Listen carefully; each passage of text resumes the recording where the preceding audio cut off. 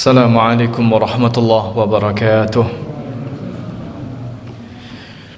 Alhamdulillah wassalatu wassalamu ala Rasulillah wa ala alihi wa sahbihi wa man walah.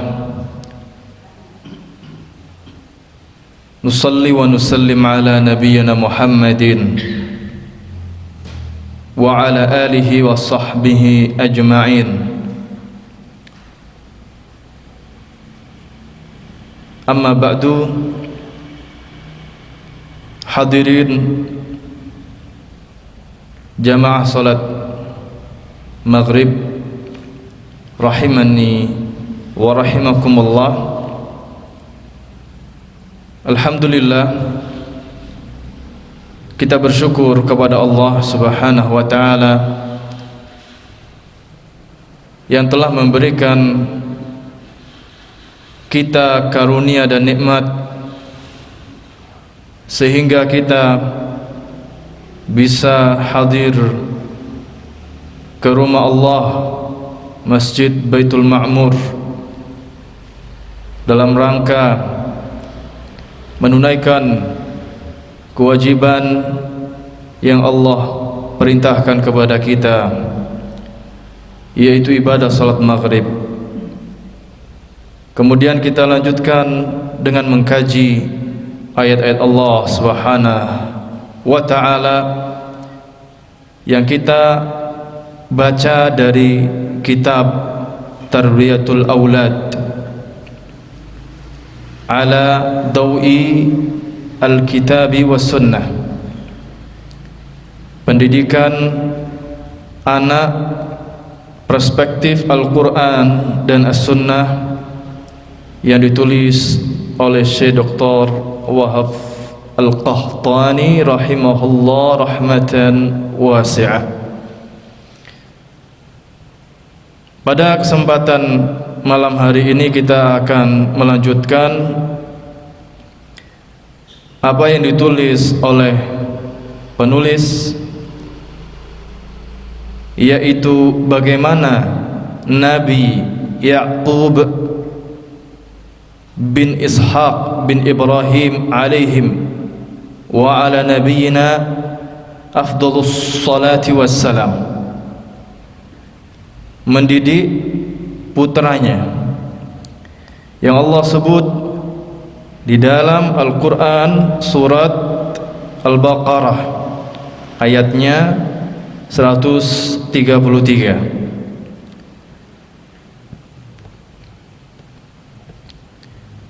yaitu Allah Ta'ala berfirman, A'udzu billahi minasy syaithanir rajim.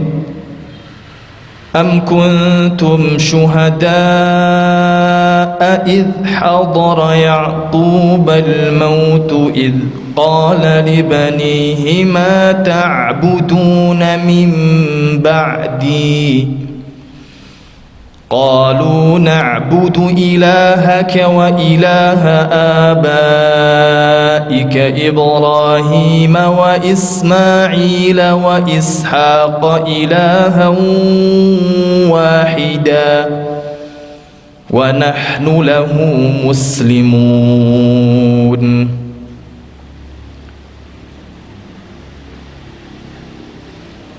Yang artinya, apakah kalian, wahai orang-orang Yahudi, menjadi saksi ketika Yakub mendekati ajalnya, maut, yang saat itu Nabi Yakub berkata kepada anak-anaknya, apa yang akan kalian sembah setelahku? Qalu, mereka berkata, na'budu, kami menyembah, ilahaka, sesembahanmu, wa ilaha abaika, dan sesembahan kakek moyangmu, yaitu Ibrahim, Ismail, Ishaq, ilaha wahidah, yaitu sesembahan yang satu, wa nahnu dan kami lahu kepadanya, kepada ilah itu Allah subhanahu wa ta'ala, muslimun, kami termasuk orang-orang yang berserah diri. Kata Syekh Wahab Al-Qahtani menjelaskan ayat ini, tatkala orang-orang Yahudi yaz'umun, mengklaim, mengaku, annahum, bahwasannya mereka ala millati Ibrahim, menganut millah Ibrahim, wa min ba'dih Yaqub, dan juga ajaran yang diteruskan setelahnya Nabi Ibrahim, yaitu Nabi Yaqub. Maka Allah Ta'ala berfirman untuk mengingkari apa yang sudah mereka klaim, yang mereka akui, yaitu dengan mengatakan, am kuntum syuhada'a, apakah kalian sudah menjadi para saksi, yaitu huduran hadir,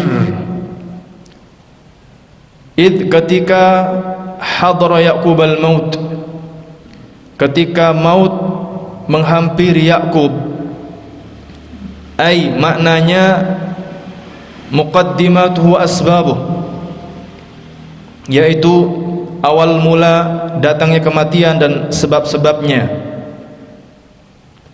sudah mendekati ajalnya. Faqal, maka Nabi Yaqub berkata libanihi, kepada putra-putranya, ala wajil ikhtibar, dengan maksud ngetes, menguji mereka,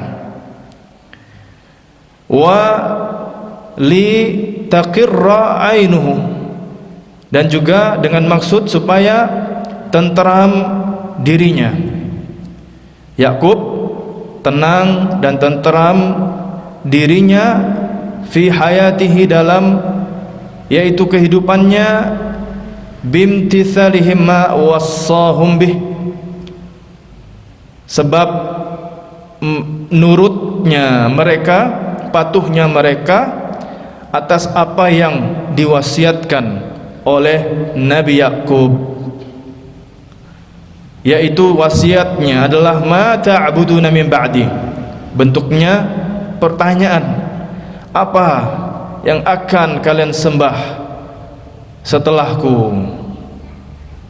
Fa'ajabuhu, maka mereka pun menjawabnya, bima qarrat bihi ainuh, yang membuat jiwa dan hati Yakub itu tenteram. Faqalu, maka mereka berkata, na'budu ilahaka wa ilaha abaika Ibrahim wa Ismail wa Ishaq ilaha wahidah, kami menyembah sesembahanmu, sesembahan ayah-ayahmu atau kakek moyangmu, yaitu Ibrahim, Ismail, Ishaq, sebagai sesembahan yang satu. Maknanya adalah fala nusyriku bihi syai'an, kami tidak akan menyekutukan sesembahan itu dengan suatu apapun. Wala na'dilu bihi ahadan, dan kami juga tidak membuat tandingan atau menyepadankan dia dengan sesuatu. Wa nahnu lahu muslimun, dan kami kepadanya adalah orang-orang yang menyerahkan diri, berserah diri. Ya, fajama'u baina tauhid wal amal, maka dari jawaban ini mereka telah mengumpulkan antara dua hal yang sangat penting, yaitu tauhid dan amal. Tauhid sebagai keyakinan, amal sebagai aksinya, praktiknya. Jadi tidak sekedar keyakinan atau teori yang dikuasai, tapi juga diamalkan dalam kehidupan. Ini makna wa nahnu lahu muslimun, menyatakan kami akan melaksanakannya, siap dan patuh, ya, berserah diri dalam melaksanakan yaitu tauhid. Wa minal ma'lum, dan diketahui, annahum, bahwasannya orang-orang Yahudi, lam yahduru Yaqubah, mereka tidak hadir ketika itu, menyaksikan,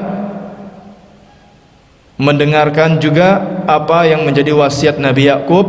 Mengapa? Li'annahum lam yujadu ba'd, pada saat itu orang-orang Yahudi belum ada, adanya belakangan. Fa idza lam yahduru, karena mereka itu tidak hadir pada saat itu, faqad akhbarallahu anhu annahu wassa banihi bil hanifiyah la bil yahudiyah. Dengan ayat tadi Allah mengabarkan bahwasannya Nabi Yakub itu mewasiatkan kepada putra-putranya akan apa? Hanifiyah, yaitu milah, ajaran yang dibawa Nabi Yakub, yang merupakan turunan dari Nabi Ibrahim yang hanif, yaitu condong kepada tauhid, tidak menyimpang dari tauhid. Ini yang diwasiatkan Nabi Yakub, bukan bil Yahudiyah. Wasiatnya bukan tentang menganut agama Yahudi, ya. Jadi inilah wasiat seorang ayah kepada anak-anaknya untuk menyembah hanya kepada Allah Subhanahu wa ta'ala yang esa. Dan ini menarik, sebab yang menjadi fokus tes ujian dari Nabi Yakub untuk anak-anaknya adalah perkara tauhid sebelum amalan-amalan yang lain, atau hanya memilih soal ini ketimbang amalan-amalan yang lain, ya, sebab tauhid merupakan pondasi seseorang dalam dia beribadah kepada Allah. Ibadah yang dilandasi dengan tauhid, maka itulah ibadah yang diterima, ya. Kalau pondasinya yaitu tauhidnya rusak, maka otomatis bangunannya juga ikut rusak, bahkan hancur. Jadi luar biasa Nabi Yakub menanamkan tauhid sampai mati. Menjelang wafatnya pun beliau yaitu mewasiatkan tauhid untuk keturunannya. Dan ini adalah pekerjaan wajib semua orang tua untuk mendidik ketauhidan mulai sejak kecil, ya, sampai usia yang diberikan oleh Allah Subhanahu wa ta'ala. Bukan sesaat, tetapi terus sampai meninggal dunia pun dia tetap mempedulikan ketauhidan anak dan cucunya. Inilah yang akan menyelamatkan dia kelak dunia dan akhirat.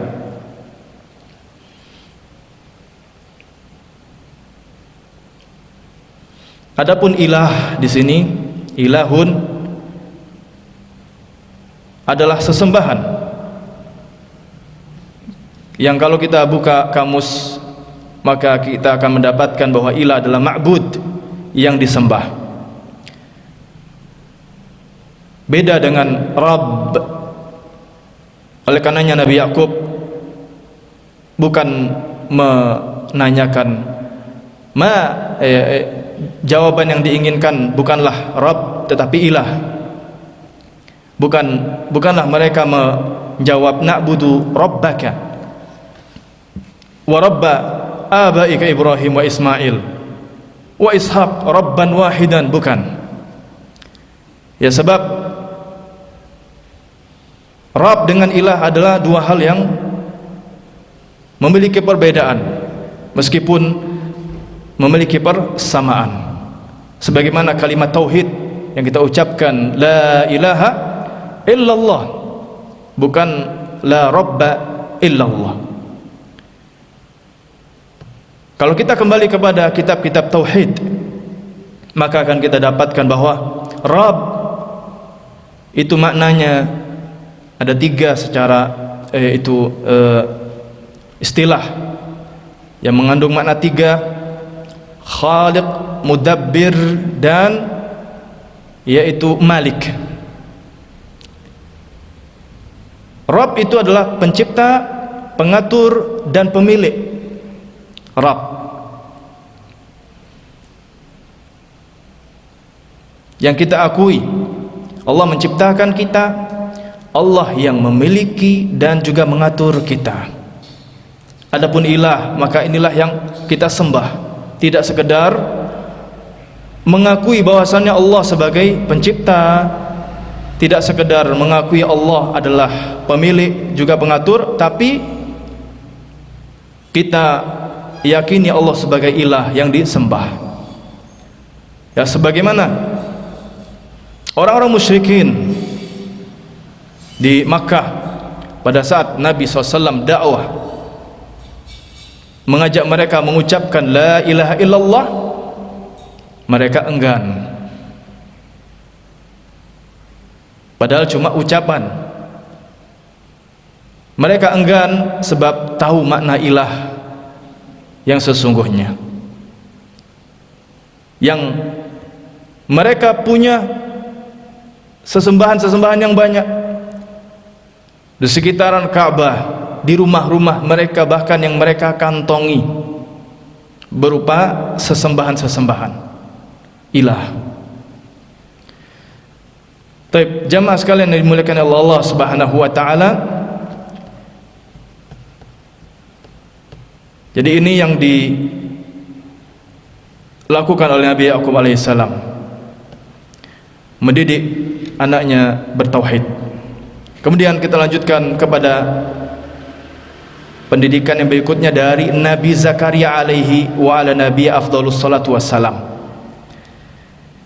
Kita lihat Nabi Zakaria berdoa kepada Allah di dalam Al-Quran surat Ali Imran ayat 38. Kata Allah, A'udzu billahi minasyaitonir rajim. Hunalika da'a Zakaria rabbah qala rabbi hab li min ladunka dhurriyyatan thayyibah innaka sami'ud du'a. Pada saat itu Nabi Zakaria berdoa memohon kepada Rabbnya. Qala, wahai Rabbku, penciptaku, pemilikku, pengaturku, habli, berilah, anugerahkan kepadaku, min ladunka, dari karuniamu, dzurriyyah, keturunan, thayyibah, yang baik. Innaka, sesungguhnya engkau wahai Allah, sami', maha mendengar, ad-du'a, doa. Nah, ini doa Nabi Zakaria. Jamaah yang dimuliakan Allah Subhanahu wa taala, kita baca yang di bawah, kemudian sedikit akan kami perlebar pembahasan ini karena ada faedah yang kami anggap penting untuk kita ketahui bersama. Kata Syekh rahimahullah, Nabi Zakaria da'a, yad'u, berdoa, meminta kepada Rabbnya, an yarzuqahu zurriyatan thayyibah, untuk direzekikan keturunan yang baik. Makna thayyibat adalah tahiratul akhlaqi, suci akhlaknya, thayyibatul adabi, adabnya baik, yang thayyib, indah, suci. Li takmula an-ni'matu ad-diniyatu wad dunyawiyatu bihim, supaya nikmat diniyah yaitu agama dan dunia mereka itu yaitu sempurna. Fastajaba lahu du'ahu, maka Allah mengijabahi doa Nabi Zakaria alaihi assalam. Kalau kita buka surat ayat yang lengkapnya, ya Allah sebutkan di Quran surat Ali Imran mulai dari ayat 38 sampai 41. Ini tadi ayatnya yang kita baca, ayat 38. Di sanalah Zakaria mendoa kepada Tuhannya seraya berkata, ya Tuhanku, berilah aku dari sisi Engkau seorang anak yang baik. Sesungguhnya Engkau Maha pendengar doa. Lalu Allah berfirman, ya, fanadathul malaikatu wa huwa qa'imun yusalli fil mihrab anna Allah yubashshiruka bi Yahya musaddiqan bi kalimatin min Allah wa sayyidan wa hasuran wa nabiyyan minas salihin. Kemudian malaikat Jibril memanggil Zakaria sedangkan ia tengah berdiri salat di mihrabnya. Sesungguhnya Allah menggembirakan kalian dengan kelahiran seorang putramu bernama Yahya yang membenarkan kalimat yang datang dari Allah, menjadi ikutan, menahan diri dari hawa nafsu, dan seorang nabi serta keturunan orang-orang yang saleh. Ini kabar gembira dari Allah untuk Nabi Zakaria melalui malaikat Jibril alaihissalam, dan namanya langsung dari Allah, yaitu Yahya, yang kemudian menjadi Nabi Yahya. Allah Ta'ala lanjutkan di dalam ayat berikutnya, qala rabbi anna yakunu li ghulamun wa qad balaghani al-kibar wa imraati aqir qala kadzalika Allahu yaf'alu ma yasha'. Zakaria berkata, Rabbi, ya Tuhanku, bagaimana aku bisa mendapat anak sedangkan aku telah sangat tua dan istriku pun seorang yang mandul. Allah Ta'ala berfirman, demikianlah Allah berbuat apa yang dikehendakinya. Jadi ini kata Nabi Zakaria kepada Allah, yang merasa itu sesuatu yang sangat luar biasa. Maka Allah tenteramkan dengan mengatakan, ya seperti itulah Allah bisa berbuat apa yang Dia kehendaki. Yang mandul pun bisa kemudian melahirkan, tua pun yang mungkin secara medis sudah enggak mungkin lagi untuk melahirkan, ya Allah berkehendak terjadi kalau Allah berkehendak. Nah, Nabi Zakaria kemudian mengatakan, qala rabbi ij'al li ayah, qala ayatuka alla tukallima an-nasa thalathata ayyamin illa ramza wadhkur rabbaka katsiran wasabbih bil 'ashyi wal ibkar. Berkata Nabi Zakaria, berilah aku suatu tanda kalau istriku telah mengandung. Maka Allah berfirman, tandanya bagimu, kamu tidak dapat berbicara, berkata-kata dengan manusia selama 3 hari, illa ramza, kecuali dengan isyarat. Wadhkur rabbak, sebutlah nama Tuhanmu katsiran, sebanyak-banyaknya, wasabbih bil 'ashyi wal ibkar, serta bertasbihlah di waktu petang dan pagi hari. Kita nukilkan tafsir yang kami nukil dari tafsir, yaitu At-Tabari rahimahullah. Ketika Allah nyatakan bahwa tanda yang diminta oleh Nabi Zakaria yaitu berupa tidak bisa bicara dengan manusia selama 3 hari kecuali isyarat saja. Dan penjelasan ini yang disampaikan oleh sahabat Qatadah, yaitu beliau Nabi Zakaria alaihissalam tidak bisa bicara illa ima'a, kecuali isyarat, ya. Mungkin isyarat tangan atau yang lainnya, intinya tidak bisa bicara. Wa kanat 'uqubatan 'uqiba biha, ini adalah bentuk hukuman dari Allah untuk Nabi Zakaria. Kenapa? Itsa'al al-ayata ma'a musyafatil malaikati iyyahu bima basyarathu bih, karena beliau minta tanda, bukti, padahal apa? Sudah disampaikan oleh malaikat tentang bisyarah, kabar gembira dari Allah Ta'ala bahwa beliau dikaruniai seorang putra bernama Yahya. Nah, jadi begitu Allah memberikan teguran kepada nabinya yang masih meminta apa? Tanda, bukti dari Allah Subhanahu wa Ta'ala.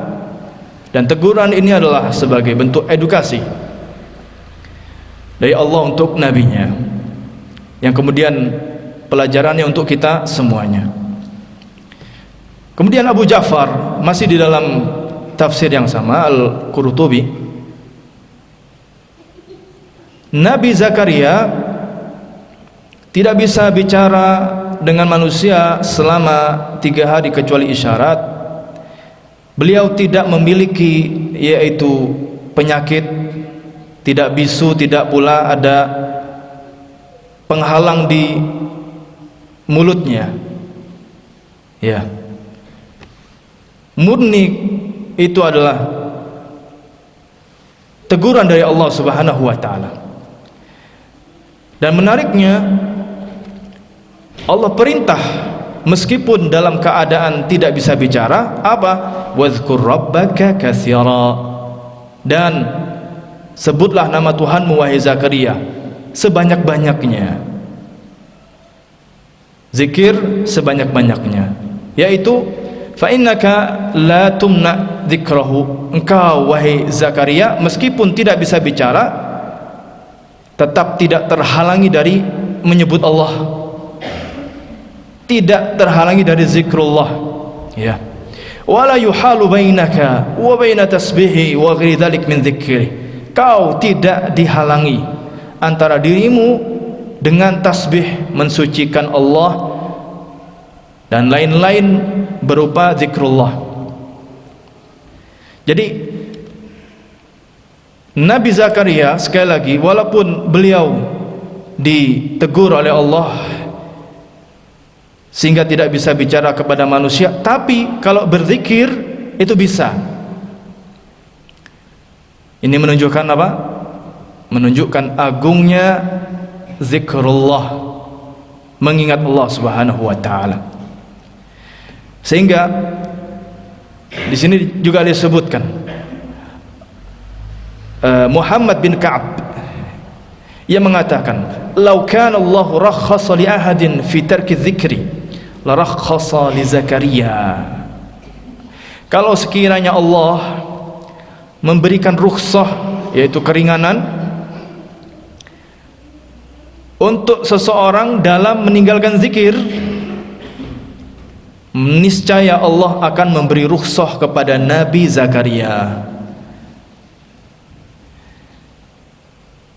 Kalau Allah memberi rukhsah seseorang untuk tidak berzikir, maka ya Allah sudah melakukannya kepada Nabi Zakaria, ya sekalian gak bisa ngomong juga gak bisa berzikir, tapi nyatanya bisa. Ini menunjukkan sekali lagi bahwa zikrullah ini mengandung fadilah yang sangat besar di sisi Allah Subhanahu wa taala. Berzikir yaitu mengingat Allah. Mengingat Allah Subhanahu wa taala baik berupa salat. Salat itu zikrullah. Salat wajib, salat sunnah. Zikir yang mutlak ataupun muqayyad. Muqayyad yaitu yang terikat waktu, seperti zikir pagi dan petang, jangan sampai kita tinggalkan. Zikir mutlak artinya kita bebas melakukan zikrullah. Mungkin saat kita berjalan, kita naik kendaraan di lampu merah, di antrian, kita isi waktu-waktu kita dengan zikrullah. Membaca Al-Quran ini luar biasa, adalah zikrullah. Jangan sampai kemudian jamaah yang dimuliakan oleh Allah Subhanahu wa taala, kita yang masih dijaga oleh Allah bisa bicara dengan manusia, kita bisa ngobrol, bisa yaitu berpidato, malah kemudian tidak berzikir kepada Allah, jarang membaca Al-Quran. Ini suatu musibah bagi kita. Jamaah yang dimuliakan Allah Subhanahu wa taala, sempat yaitu viral ya di media sosial. Kalau kita tadi memahami kisah yang disebutkan, maka kita faham bahwa memang zikrullah itu dimudahkan oleh Allah Subhanahu wa taala. Mungkin kita sedikit menyaksikan tayangan berikut ini ya. Seorang anak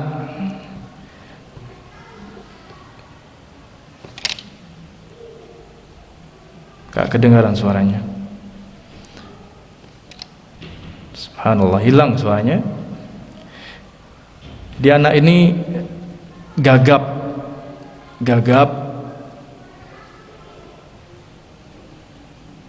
tapi ketika baca Al-Quran tidak gagap.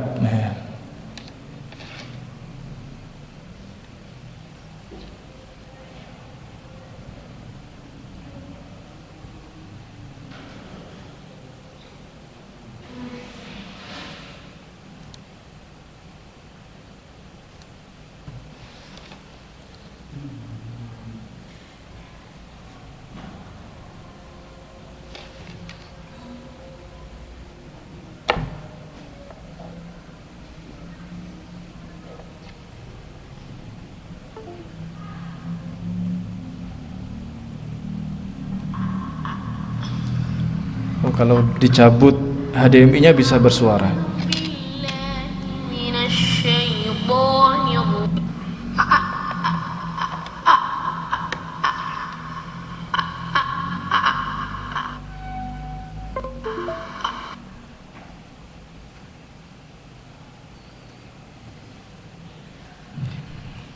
Ya qadarullah ya, enggak bunyi suaranya kalau ditempel HDMI.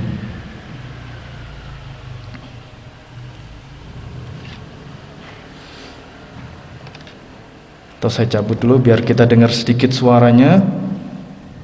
Kita simak merdunya suara anak kecil ini.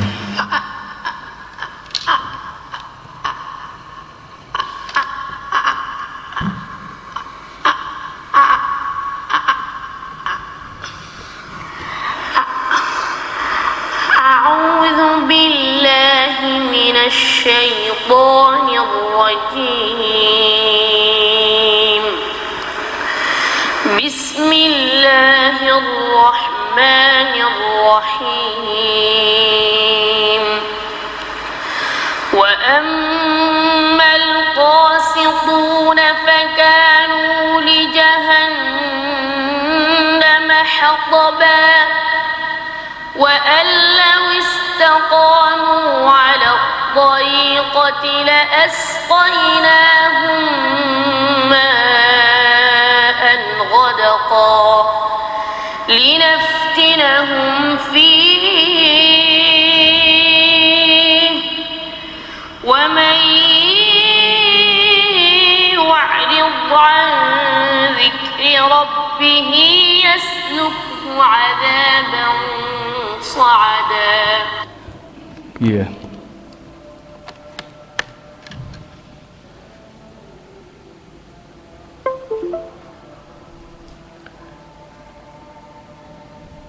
Ya, jadi Masya Allah jamaah sekalian yang dimuliakan oleh Allah Subhanahu wa Ta'ala, anak yang gagap di awalnya, kemudian setelahnya lancar membaca Al-Quran. Kita juga pernah dihebohkan dengan yaitu seorang keadaan yang ya jauh dari yaitu sempurna fisiknya,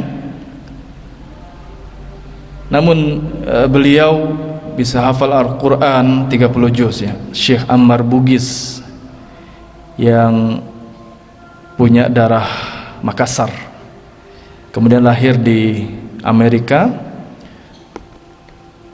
dan pindah ke Makkah, lalu menghafalkan Al-Quran ya, dengan segala keterbatasannya ya, cacat bukanlah suatu halangan. Di sini juga ada sebuah tayangan yang Masya Allah, yang semisal dari Turki kalau tidak salah, bernama Habib Al-Mumu. Ya, ini sangat mengharukan sekali kalau kita lihat tayangannya ketika di tes bacaan Al-Quran itu bisa melanjutkan ya, dengan segala keterbatasannya. Ketika beliau diwawancara itu bahasanya kurang jelas, namun ketika membaca Al-Quran lebih agak jelas ketimbang dia bicara ya, dengan segala kekurangannya, nggak sama dengan orang yang normal dalam membaca Al-Quran. Tapi ini menunjukkan dua hal yang ya berbeda. Masya Allah, ketika bicara tidak begitu jelas, begitu membaca Al-Quran ya Masya Allah lebih terdengar jelas ya, sehingga orang yang menyaksikan itu terharu dengan kondisi yang seperti ini. Ya, ini mudah-mudahan membuat kita termotivasi ya, kita yang diberi sehat oleh Allah Subhanahu wa Ta'ala,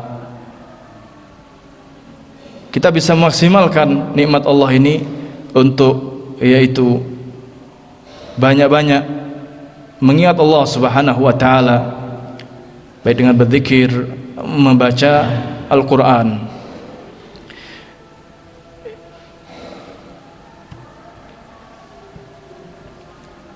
Setelah Ramadan berlalu, jamaah yang dimuliakan oleh Allah Subhanahu wa Ta'ala, bulannya Al-Quran yang banyak sekali kita merasakan kemudahan untuk membaca Al-Quran di bulan Ramadan. Ada orang yang sehari bisa 1 juz, ada yang 2 juz, atau bahkan lebih. Akankah kemudian pasca Ramadan sama sekali kita berhenti dari membaca Al-Quran? Jika demikian, maka ini adalah suatu kerugian besar. Dan disinilah pesannya jamaah yang dimuliakan oleh Allah Subhanahu wa Ta'ala. kita berusaha untuk melanjutkan, yaitu istiqamah dalam ketaatan kepada Allah. Sebab yang namanya taat dan ibadah itu tidak boleh berhenti kecuali kita diwafatkan oleh Allah Subhanahu wa taala. Allah nyatakan di dalam Al-Qur'an, wa'bud rabbaka hatta ya'tiyakal yaqin, dan sembahlah Tuhanmu sampai datang kepadamu kematian. Maka usai Ramadan bukan berarti usai pula ibadah, ketaatan, amal soleh. Kita mungkin merasakan bahwa antara Ramadan dengan di luar Ramadan itu beda frekuensi ketaatannya. Jawabannya betul, benar. Kalau di bulan Ramadan itu adalah bulan yang diberkahi, pintu langit dibuka, pintu surga dibuka, pintu neraka ditutup, setan dibelenggu, maka kita melakukan ketaatan begitu mudahnya. Begitu di luar Ramadan, ya kembali lagi setan yang tadinya dikurung kemudian dilepas oleh Allah Subhanahu wa taala. Namun inti poinnya, jamaah yang dimuliakan oleh Allah Subhanahu wa taala, adalah hadis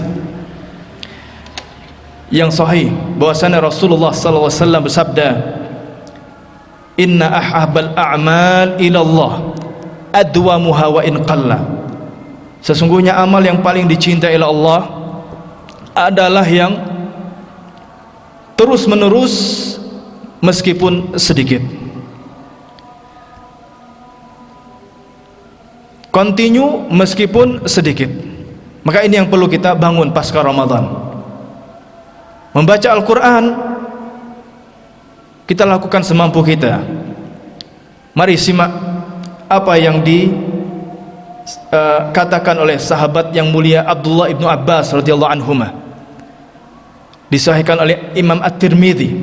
Kata beliau, Ibnu Abbas radhiyallahu anhuma, "Ma yamna'u ahadukum idza raja'a min suqihi aw hajatihi fattaka'a ala firashihi fayaqra al-Qur'an fayaqra thalatha ayatin minal Qur'an." Yang artinya, apa yang menghalangi kalian sepulang dari pasar atau pulang dari hajatnya, keperluannya, kemudian dia duduk bersandar di atas kasurnya membaca 3 ayat dari Al-Quran. Sedikit, tapi inilah yang insya Allah mampu kita untuk lakukan terus menerus, sehingga hari-hari yang Allah Subhanahu wa taala berikan kepada kita bisa isi dengan membaca Al-Quran meskipun sedikit. Dan inilah istiqamah yang yaitu Allah Subhanahu wa taala sebutkan di dalam Quran surat Fussilat, innal ladzina qalu rabbuna Allah thumma istaqamu tatanazzalu alaihimul malaikah alla takhafu wa la tahzanu wa abshiru bil jannati allati kuntum tu'adun. Ini perintah Allah untuk kita istiqamah. Sesungguhnya orang-orang yang mengatakan Rabb kami adalah Allah, kemudian dia teguh dalam pendiriannya, istiqamah dalam keadaan demikian, maka malaikat akan turun dengan mengatakan jangan takut, jangan bersedih, bergembiralah dengan surga yang dijanjikan Allah untuk kalian. Ini jamaah sekalian dimuliakan oleh Allah Subhanahu wa taala. Dan istiqamah ini membuat kita bisa mendapatkan rekening pahala yang terus terisi, meskipun pada suatu saat kita tidak bisa melakukannya karena ada halangan. Sebagaimana sabda Nabi SAW dalam riwayat yang sahih, idza maridul abdu aw safar kutiba lahu mislu ma kana muqiman sahihan. Apabila seorang hamba itu sakit atau dia safar, melakukan perjalanan jauh, maka dituliskan untuknya pahala sebagaimana dia mukim dan sehat. Alias kalau dia safar atau sakit, pahala itu tetap terisi, tetap berjalan dengan syarat sebelumnya dia sudah melakukannya. Demikian jemaah yang dimuliakan oleh Allah Subhanahu wa taala. Mudah-mudahan kita diberi oleh Allah Subhanahu wa taala istiqamah sampai kemudian kita diwafatkan oleh Allah Subhanahu wa taala, yaitu istiqamah dalam ketaatan dan takwa. Allahumma amin. Ya muqallibal qulub, tsabbit qulubana ala dinik, tsabbit qulubana ala ta'atik, tsabbit qulubana ala al-iman wal islam wat tauhid was sunnah. Amin ya rabbal alamin. Kita tutup subhanakallahumma wa bihamdik, asyhadu an la ilaha illa ant, astaghfiruka wa atubu ilaik. Tsumma assalamu alaikum warahmatullahi wabarakatuh.